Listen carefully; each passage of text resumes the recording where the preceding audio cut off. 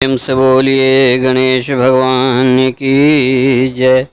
सभी श्रोतागण की जय। आइए सावन मास में आने वाली संकष्टी चतुर्थी की कथा का श्रवण करते हैं। संकष्टी गणेश चतुर्थी व्रत प्रत्येक माह के कृष्ण पक्ष की चतुर्थी को किया जाता है। सावन मास के कृष्ण पक्ष की चतुर्थी को किया जाने वाला व्रत श्रवण संकष्टी गणेश चतुर्थी व्रत कहलाता है। भविष्य पुराण में कहा गया है कि जब मन संकटों से घिरा महसूस करे तो गणेश चतुर्थी का व्रत करे। इससे कष्ट दूर होते हैं और धर्म, अर्थ, मोक्ष, विद्या, धन और आरोग्य की प्राप्ति होती है।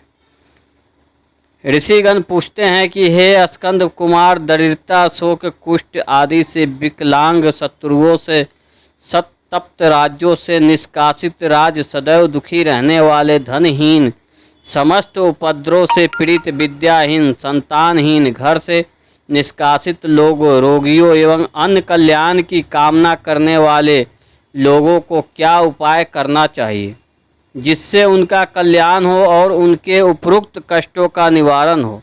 यदि आप कोई उपाय जानते हो तो उसे बतलाएं। स्वामी कार्तिकेय जी ने कहा, हे ऋषियों, आपने जो प्रश्न किया है उसके निवारणार्थ मैं आप लोगों को एक शुभदायक फल बतलाता हूँ, उसे सुनिए। इस व्रत के करने से पृथ्वी के समस्त प्राणी सभी संकटों से मुक्त हो जाते हैं। यह व्रत राजा, महापुण्यकारी एवं मानव को सभी कार्यों में सफलता प्रदान करने वाला है। विशेषतः यदि इस व्रत को महिलाएं करें तो उन्हें संतान एवं सौभाग्य की वृद्धि होती है। इस व्रत को धर्मराज युधिष्ठिर ने किया था। पूर्व काल में राजा च्युत होकर अपने भाइयों के साथ जब धर्मराज वन में चले गए थे तो उस वनवास काल में भगवान श्री कृष्ण ने उनसे कहा था। युधिष्ठिर ने भगवान कृष्ण से अपने कष्टों के शमनार्थ जो प्रश्न किया था उस कथा को आप श्रवण कीजिए। युधिष्ठिर पूछते हैं कि हे पुरुषोत्तम, ऐसा कौन सा उपाय है जिससे हम वर्तमान संकटों से मुक्त हो सके? हे गदाधर, आप सर्वज्ञ हैं, हम लोगों को आगे अब किस प्रकार का कष्ट न भुगतना पड़े ऐसा उपाय बतलाइए। स्कंद कुमार जी कहते हैं कि जब धैर्यवान युधिष्ठिर विनम्र भाव से हाथ जोड़कर बारंबार अपने कष्टों के निवारण का उपाय पूछने लगे तो भगवान श्री कृष्ण ने कहा कि हे राजन, संपूर्ण कामनाओं को पूर्ण करने वाला एक बहुत बड़ा गुप्त व्रत है। हे युधिष्ठिर, इस व्रत के संबंध में मैंने आज तक किसी को नहीं बतलाया है। हे राजन, प्राचीन काल में सतयुग की बात है कि पर्वतराज हिमाचल की सुंदर कन्या पार्वती ने शंकर जी को पति रूप में प्राप्त करने के लिए गहन वन में जाकर कठोर तपस्या की, परंतु भगवान शिव प्रसन्न होकर प्रकट नहीं हुए। तब शैलतन्या पार्वती जी ने अनादि काल से विद्यमान गणेश जी का स्मरण किया।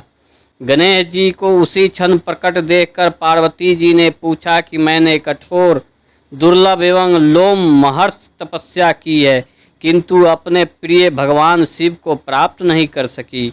वह कष्ट विनाशक दिव्य व्रत जिसे नारद जी ने कहा है और जो आपका ही व्रत है, उस प्राचीन व्रत के तत्व को आप मुझसे कहिए। पार्वती जी की बात सुनकर तत्कालीन सिद्धिदाता गणेश जी उस कष्टनाशक शुभदायक व्रत का प्रेम से वर्णन करने लगे। गणेश जी ने कहा, हे अंचल सुते, अत्यंत पुण्यकारी एवं समस्त कष्टनाशक व्रत को कीजिए। इसके करने से आपकी सभी आकांक्षाएं पूर्ण होगी और जो व्यक्ति इस व्रत को करेगा उन्हें सफलता मिलेगी। सावन के कृष्ण चतुर्थी की रात्रि में चंद्रोदय होने पर पूजन करना चाहिए।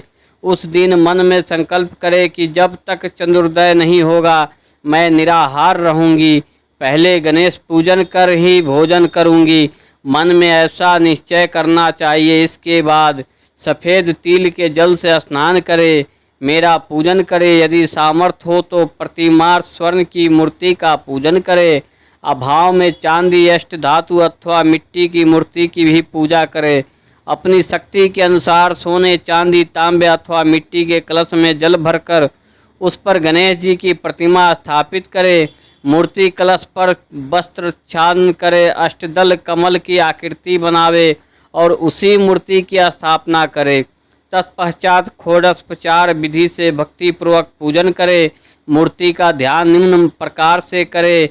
हे लंबोदर, 4 भुजा वाले, 3 नेत्र वाले, लाल रंग वाले, हे नील वर्ण वाले, शोभा के भंडार, प्रसन्न मुख वाले गणेश जी, मैं आपका ध्यान करता या करती हूँ।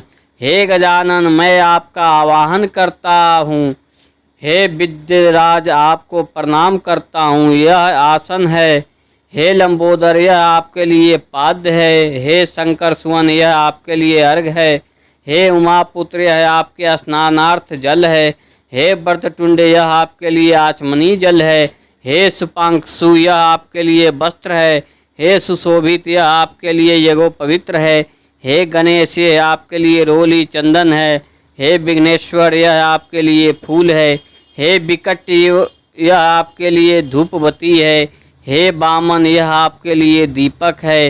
हे सर्वदेव, यह आपके लिए लड्डू का नैवेद्य है। अर्घ ब्राह्मणों को दे। अपना सामर्थ्य के अनुसार दक्षिणा देकर चंद्रोदय होने पर भक्ति भाव से अर्घ दे। तदंतर 5 लड्डू का स्वयं भोजन करे। फिर हे देवी, तुम सब तीर्थियों में सर्वोत्तम हो, गणेश जी की परम प्रियात्मा हो। हे चतुर्थी, हमारे द्वारा प्रदत्त अर्घ को ग्रहण करो। ऐसे करने से सभी पापों से मोक्ष मिलता है। प्रेम से बोली गणेश भगवान की जय।